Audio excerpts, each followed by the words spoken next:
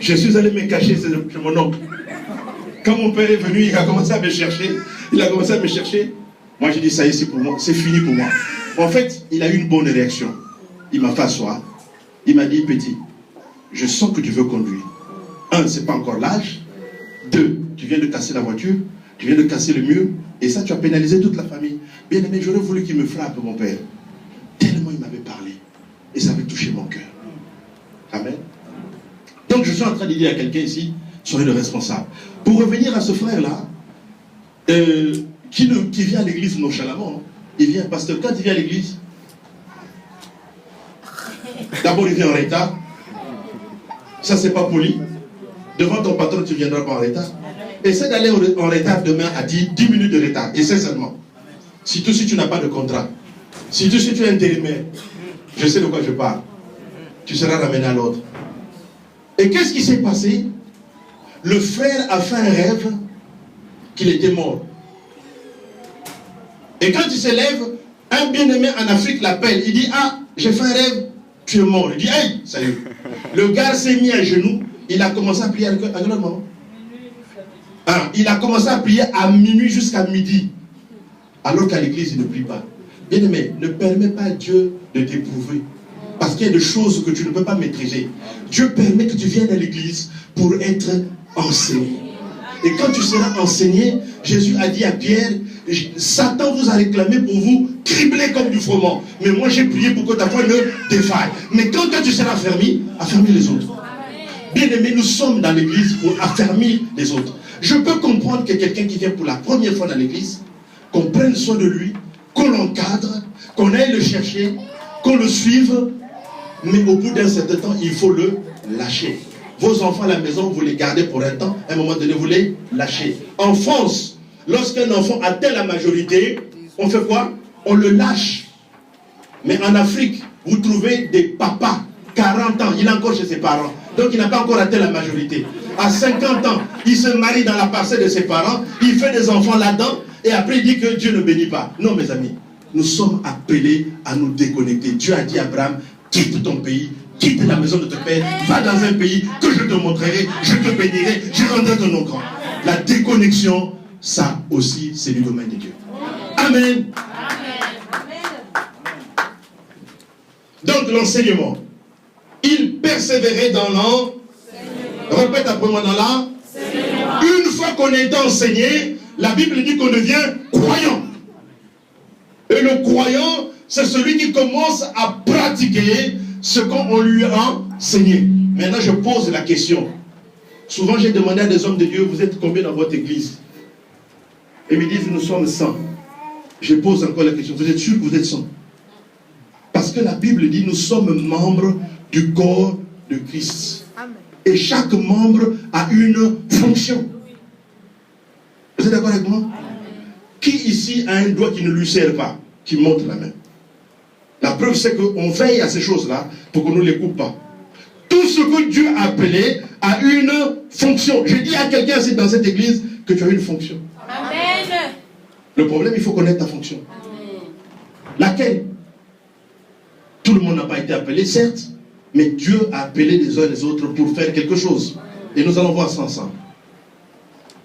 Donc je disais, définition des disciples que j'ai donnée, c'est celui qui apprend d'un maître quelque science ou quelque art libéral. C'est lui, si tu prends une note, je répète, disciple, c'est lui qui apprend d'un maître quelque chose ou quelque science. C'est celui à qui on enseigne un art ou à qui on transmet l'instruction.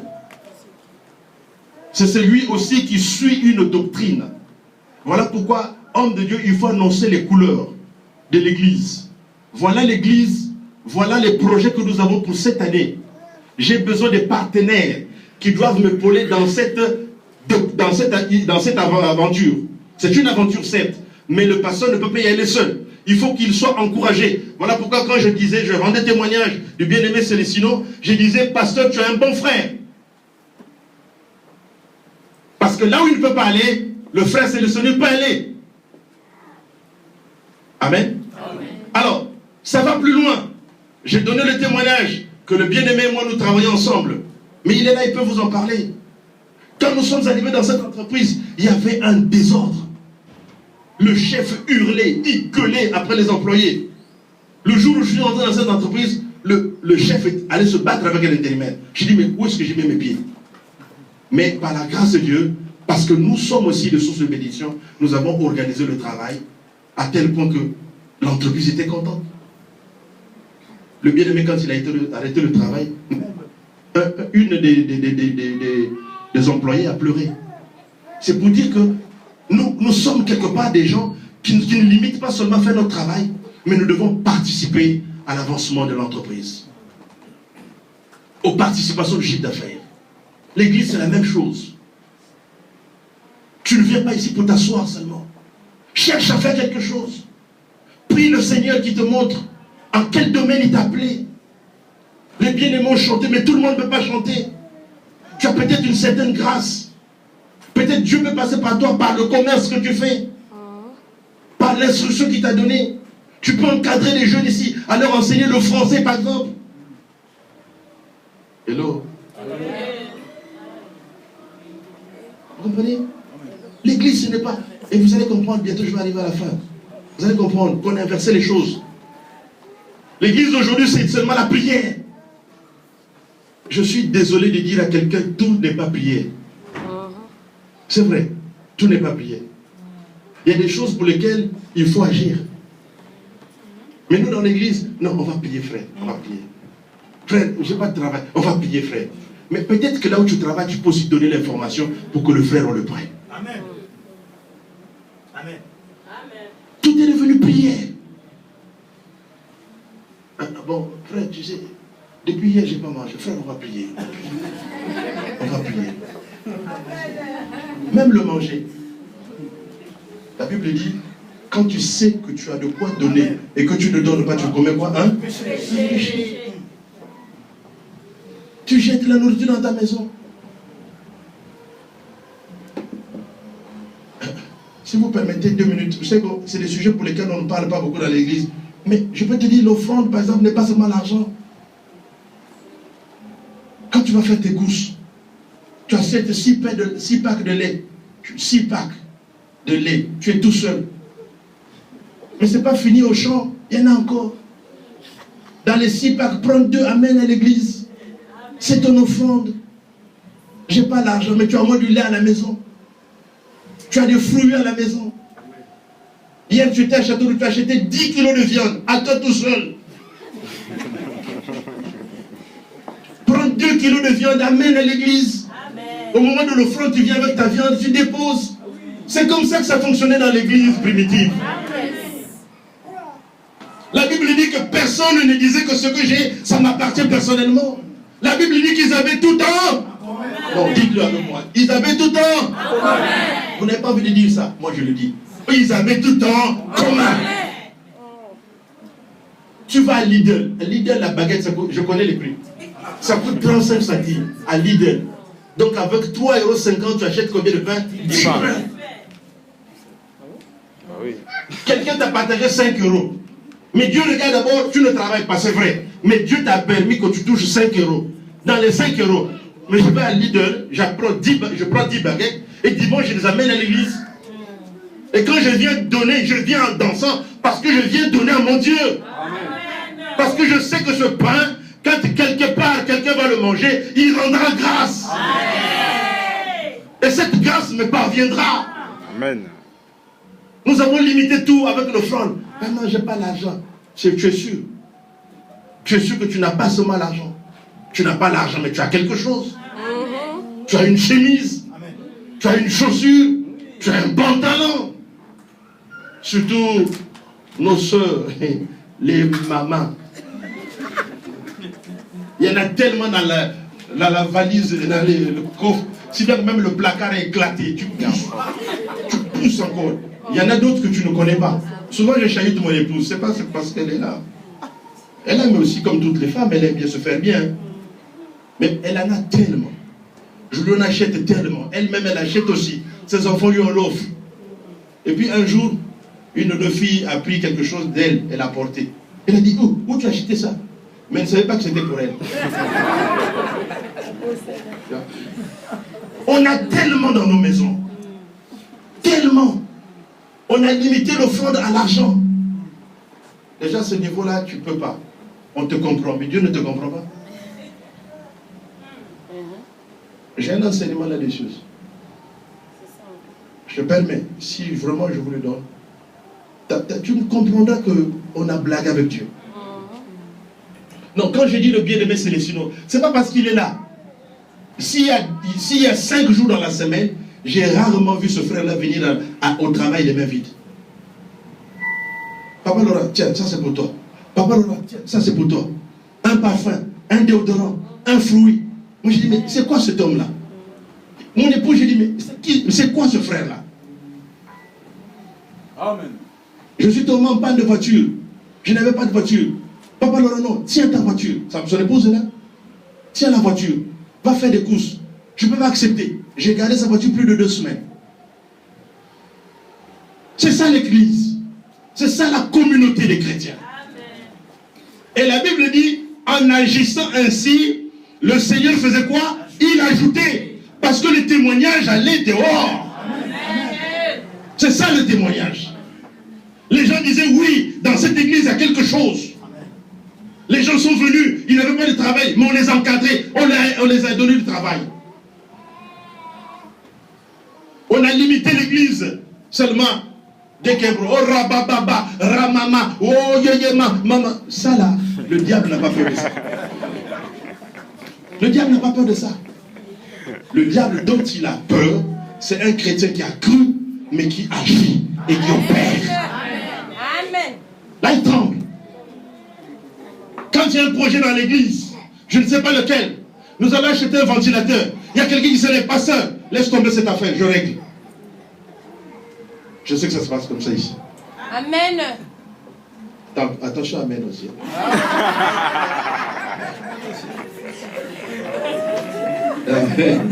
Non, n'arrête pas, j'aime bien. Parce que je sais que tu le fais. C'est pas ça que je dis amen. Amen. Donc, un disciple, on a vu, et puis rapidement, c'est celui qui agit selon son maître. J'ai envie de vous dire des choses, mais je suis très limité par le temps, c'est pas grave. Alors, on est d'abord disciple, ça se passe donc par l'enseignement qu'on a reçu, on devient croyant, selon Romains 10, verset 8, notez, parce que la parole dit, que dit-elle? La parole est près de toi, dans ta bouche et dans ton cœur. Or, c'est la parole de la foi que nous prêchons. Si tu confesses de ta bouche que le Seigneur Jésus-Christ, et si tu crois dans ton cœur que Dieu l'a ressuscité des morts, tu seras sauvé. Quand c'est en croyant du cœur qu'on parvient à la justice. Et c'est en confessant de la bouche qu'on parvient au salut. Mais nous revenons dans ce que l'Église faisait. Donc, il persévérait dans la parole, dans l'enseignement. Et puis, deuxième chose, il faisait quoi? Si vous avez lu avec moi, vous avez oublié. Il persévérait dans l'enseignement. Et puis, non. Vous avez vos Bibles en face. Il persévérait dans l'enseignement. Et puis, merci. La communion fraternelle. C'est-à-dire que l'Église doit développer la notion de la communion fraternelle. Quand un membre est honoré, toute l'Église est honorée. Quand un membre souffre, toute l'Église souffre. La communion fraternelle. Amen. La communion fraternelle. Amen. Il y a des bien-aimés ici qui ne se voient que le dimanche. Je trouve cela dommage parce qu'on est appelé à se voir tous les jours. Peut-être pas de visu, mais au moins au téléphone. Il y a des gens qui ont des forfaits, mais qui téléphonent plus pour leur business que de prendre de nouvelles des frères. Je viens de mettre en place à l'église un programme de prière tous les jours à 5 h du matin. Donc tous les jours à 5 h du matin, les membres de l'église prient les uns les autres. Moi je prie avec mon épouse et ceux de ma maison, mais il y en a qui prient maintenant au téléphone. Et écoutez les témoignages qui en sortent. Dieu opère. Je ne sais pas, toi, ton téléphone, ça sert à quoi? Généralement, dans la communauté africaine. Ah, mais tu as entendu? Ils vont voir avec qui? Le défi avec qui? fraternelle, c'est se donner des nouvelles. Prendre des nouvelles. Le bien-aimé qui vient te chercher à la maison, tu sais comment il arrive chez toi? Il n'a pas prié en langue quand il est arrivé à la station. Non, non, non. Il a payé l'essence. Est-ce que ça t'arrive de temps en temps de dire, frère, arrête-toi un peu à la station, je n'ai que 5 euros. Ce qui compte, ce n'est pas le 5 euros, c'est le geste que tu fais. Amen. Et la Bible dit, si nous sommes fidèles dans les petites choses, Dieu va nous confier des grandes choses. Amen. Et ça peut déclencher un miracle dans ta vie, que quelqu'un te donne une voiture. Parce que tu as d'abord commencé à soigner la voiture du frère. La communion fraternelle, n'oublie pas ça. La communion fraternelle. Troisième chose, la fraction de pain. Donc, si nous sommes enseignés, on peut avoir la communion fraternelle, et puis ça peut aussi nous donner quoi? La fraction de pain. La prière, je termine, ne vient qu'en dernier lieu. La prière, c'est l'élément qui vient en dernier lieu. Si quelqu'un a faim, que vous lui avez donné à manger, il sera apte à prier. Si quelqu'un a faim, vous ne lui avez pas donné à manger, il aura des difficultés à prier. Et ça va plus loin. Il y a des prières, ou plutôt il y a des actions qui donnent des prières prophétiques. Vous connaissez l'histoire de Genèse 18? Abraham avait la promesse, je termine par là. Nous verrons la suite pour mercredi prochain. La Bible dit qu'Abraham avait la promesse. Il priait. C'est vrai. Et en ce domaine-là, je pense qu'il avait plus de foi que nous. Puisque la Bible dit qu'il était le père de la foi. Donc il priait. Un jour, il était sous le chêne de Mamré. Sous le soleil de midi, il était là. Il était en train de se dire, oh Seigneur, tu m'avais promis. Tu m'avais promis. Et il voit des anges arriver chez lui. La Bible dit qu'il s'empressa de les inviter chez lui.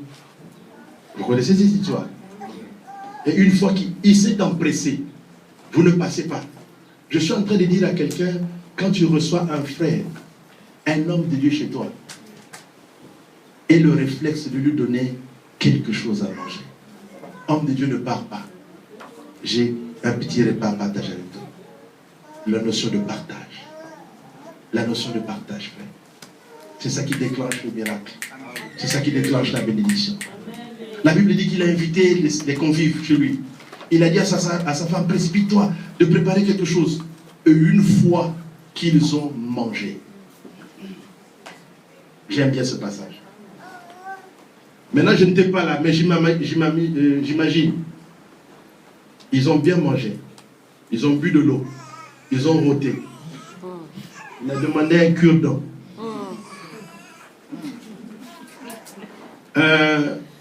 Abraham. Qui a préparé comme ça?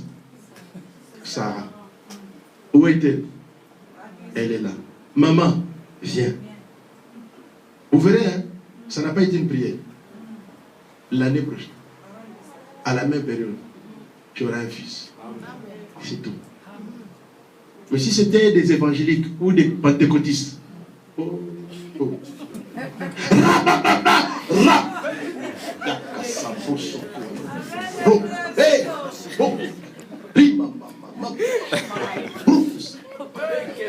Esprit de stérilité, sort! Sors, esprit de stérilité! Je vois. Ça vient. Hey. Ma soeur, j'ai besoin de te voir. Mais seul à seul. Je partage avec toi. Parce que Dieu m'a mis à cœur. Quel cœur? Le même. Il y a trop de femmes qui existent. Il y a trop de numéros. Et la seule, Abraham accomplit juste ce qu'il fallait faire. Un autre témoignage. Je termine par la pasteur. Pardon. Même si la prochaine fois tu dis j'étais un peu long, mais c'est pas grave. Dernier témoignage. La Bible dit qu'à Cana, qu'est-ce qui connaît l'histoire de Cana? Tout le monde. N'est-ce pas? Cana, la Bible dit que le vœu venait à manquer. Marie, qui savait qu'il y a un maître de l'enseignement qui est là. Il sait que la solution se trouve auprès de lui. Il va voir, il dit, fils, ils n'ont plus à voir. Qu'est-ce qu'il dit? Mon heure n'est pas encore arrivée. Dieu est un Dieu de principe, Dieu est un Dieu d'heure. Quand l'heure arrive, ton heure est arrivée, et que tu observes, et que tu appliques les principes de Dieu, le miracle tombe. Amen. Bien-aimés, on nous a tellement menti. On nous a tellement harangués. Bien-aimés, Dieu n'est pas ailleurs qu'ici. Dieu est ici, dans ces lieux-là. Il est là. Personne ne viendra vous amener notre évangile. Le même évangile qui est prêché ici va faire des miracles dans ta vie. Amen. Ce n'est pas un problème d'homme de Dieu. Non, je suis désolé. C'est toi le miracle. C'est toi le miracle. Jésus a dit, voilà. À un moment donné, il est rentré en lui-même. Il a senti un déclic. Le ciel a dit, allô, allô, allô. Le temps est arrivé, maintenant tu vas les épater. Jésus a dit, ok. Et là, remplissez ces jarres. Remplissez ces... Et puis, apportez à l'ordonnateur. Et quand ils ont apporté, l'eau était changée en vin. Je veux dire ceci, que le miracle dans ta vie dépend de l'obéissance à la parole de Dieu. Amen. Il y a des principes que Dieu a établis.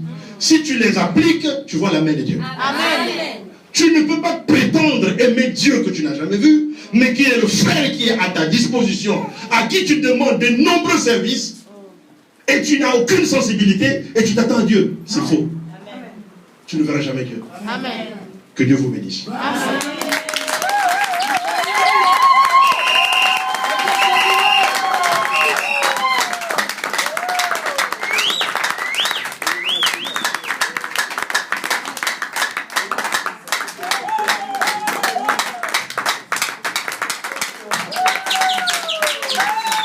Est-ce que tu as longtemps pour Jésus-Christ?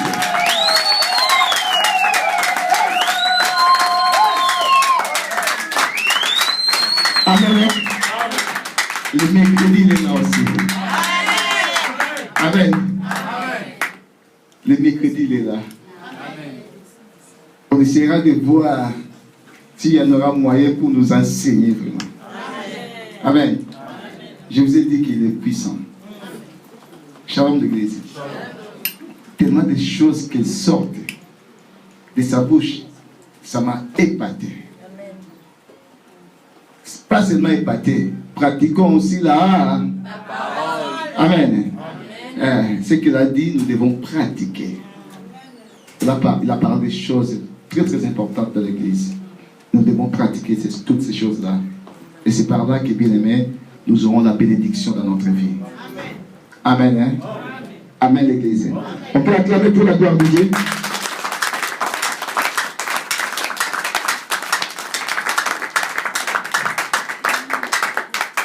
Nous allons rapidement passer à nos offres.